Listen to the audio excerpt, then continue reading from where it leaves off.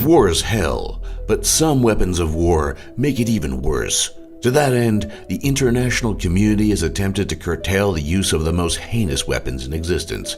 The trouble is that there are so many different treaties banning the most destructive weapons of war, and many different countries simply have not signed these treaties. These are 10 illegal weapons of war. Strangely enough, there is no international law that specifically bans the most destructive and undiscriminating weapon of war, the nuclear bomb. Treaties such as the Strategic Arms Limitations Treaties and the Non-Proliferation Treaty limit which nations can possess nuclear weapons, but nothing under international law can stop their use. However, there have been inquiries into whether the use of nuclear weapons violates other treaties, such as treaties that generally restrict the use of weapons which cause mass civilian casualties. Even those debates, however, are ongoing and inconclusive, in part due to the influence of countries that possess nuclear weapons. Still, nuclear weapons and their use are banned in all but spirit. The issue of landmines in war has resulted in an incalculable amount of human suffering and international deadlock.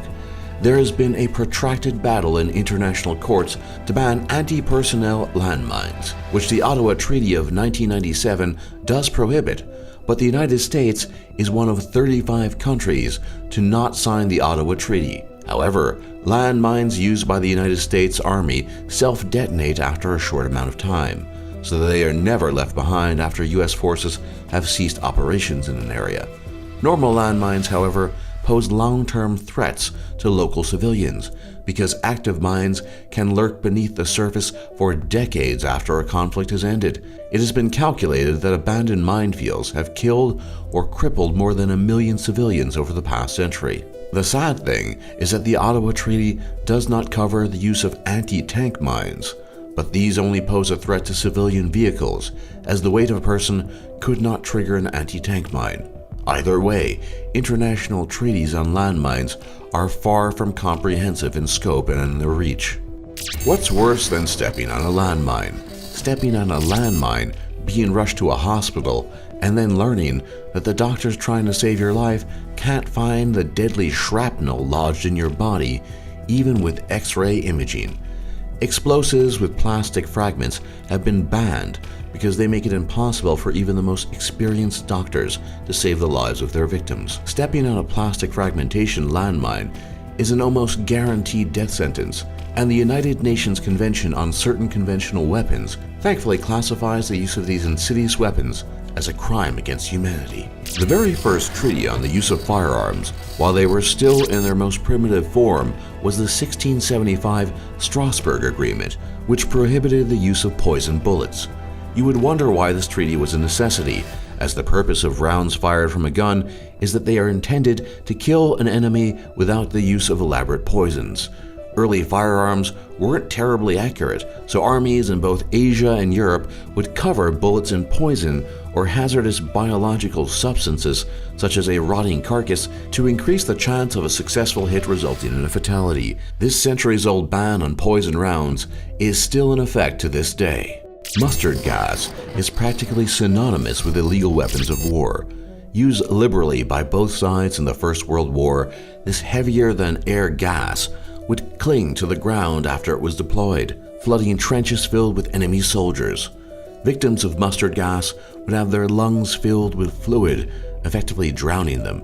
Survivors of mustard gas would face severe burns to exposed skin on their bodies and faces, as well as potential blindness. Treaties signed after the First World War banned the use of all chemical weapons, including mustard gas.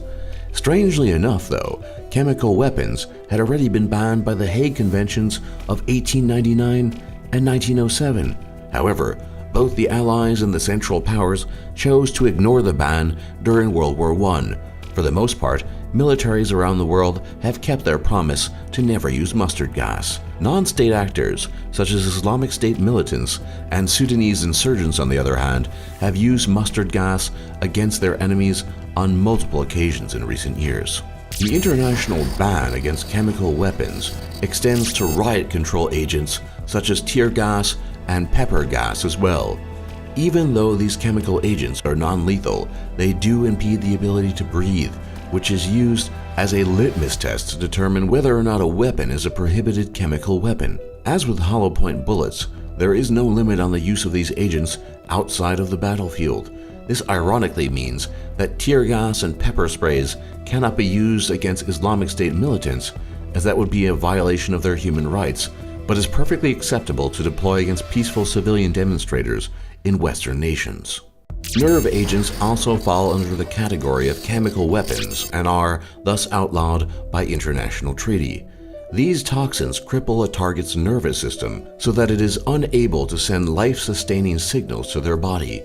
If you were ever exposed to a nerve agent, you would first develop a runny nose and tightness in your chest.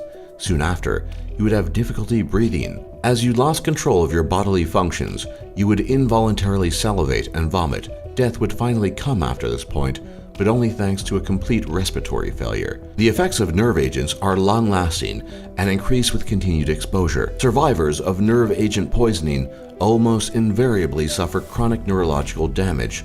Sarin is the most well-known of the nerve agents, but the lesser-known venomous agent X, or VX, is by far the most deadly. 10 milligrams, the equivalent of several grains of sand, ingested or absorbed through the skin, is enough to kill a person. Unsurprisingly, using nerve agents in any conflict is a serious war crime. The deliberate spreading of deadly infectious diseases is also banned by international treaties. If two nations were to ever find themselves in a conflict, the international community and other neutral countries would prefer precision when conducting military operations, so that collateral damage is minimized. Chemical and biological weapons are contrary to that expectation. Once a target has been infected with a deadly disease, it is difficult, if not impossible, to control how that disease will spread to other countries. The international community's greatest fear is that an out-of-control contagion could easily spread into civilian areas, even if they were not the original target. If these rules of war had been around hundreds of years earlier, you might have seen medieval generals charged with war crimes, as one siege tactic was to catapult rotting carcasses into a besieged castle to spread disease among its defenders. The Empire of Japan was the most recent state actor to violate this convention of war, as they frequently used biological weapons against the Chinese and even once attempted to send over strains of the bubonic plague to the continental United States through the use of balloons. While flamethrowers are technically a banned weapon of war, this ban is only a partial one. Legally, countries can still use flamethrowers on military personnel from foreign armies. What they can't do is use flamethrowers against civilians or in areas where civilians are likely to be affected. Many countries, including the United States, have voluntarily ended the use of flamethrowers due to the horrendous damage they can inflict. Burning to death is widely considered an inhumane way to die, so many nations have joined the United States in the sentiment. Other nations, such as North Korea, continue to use flamethrowers with little consequence. It has even been reported that the flamethrower is a preferred method of execution in North Korea, which is in clear violation of international law. The Hague Convention of 1899 outlawed the use of hollow point bullets in a time many of us didn't even know hollow point bullets existed. Hollow point bullets are designed to inflict the maximum amount of damage inside a human body. How this works is that hollow point bullets expand and often remain inside the target's body, causing fatal internal injuries. As with some of the other items on this list, international laws apply only to acts of war. Each country is free to make its own laws regarding the use of hollow point bullets for target shooting, home protection, police actions, and more. For more top lists just like this, be sure to leave a like and subscribe if you haven't already, and don't forget to check out our other lists. And thanks for watching, and thanks for learning.